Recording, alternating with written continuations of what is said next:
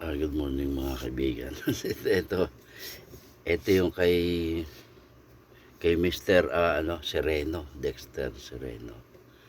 Ah, ito nga tapos na natin gawin, ipapadala na natin ngayon. Kaya ito. The usual na pinapadala natin conversion set is ito talaga. Makikita nyo, pit na pit naman lahat. Tuwid na tuwid naman, oh. Yan. Tuwid na tuwid naman siya. At ayan. Yung tank niya, special na tank to. Wala, naubusan kasi ako nung flat, yung ordinary, kaya mas mahal to, mas maganda tong tank na to. Kaya ito yung nilagay natin.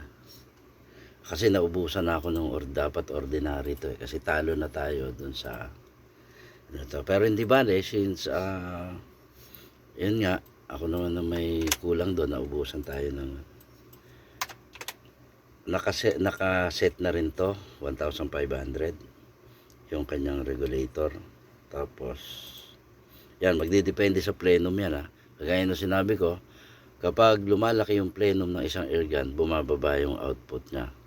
So dito, nung ito kasi ay naiset na natin at ikinabit natin sa isang receiver 1,500 kasi arm score yung pinakabitan natin. Alam nyo na yung arm score is 2 to 3 inches lang yung plenum. So 1,500 siya doon. Ngayon kung mailalagay siya sa mas malaking plenum, may possibility bababa yung output na nakaset. So hindi natin kontrolado yon. So ito yung kanyang gauge, output gauge nya, yan 3,000 PSI yan. Tapos luminous. So lahat naman, kalimitan naman na nabibiling ganito is luminous. Ano lang to, China regulator. So yan naman ang the usual na ginagamit natin noon pa. Libong airgun na yung nalagyan natin ito ng China regulator. Wala naman tayo naging problema. So ano pa ba? Itong so yan, may dalawang o-ring na siya. Ito po yung pangkaraniwang package natin dito.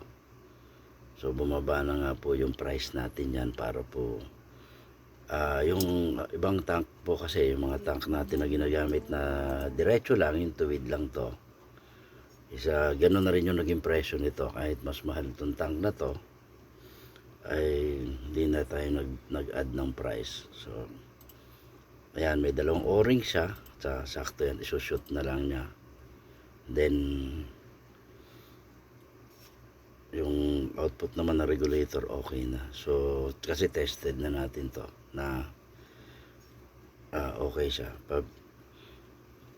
At na-testing natin yung leakage niya, yung ano niya, kaya wala tayong magiging problema na so yan, yung kanyang yun nga lang, yung quick fill niya nakaano sa baba. And then sa bagay man lapat naman yung paglalagyan nito, CO2 to PCP. So hanggang dito na lang. At ginawa ko lang ng video to kasi yung mga nauna ilan to ipapadala natin, hindi ko na videohan kasi nga masyado tayong maraming ngayon kompromiso. Kaya maraming salamat po ulit sa inyong lahat.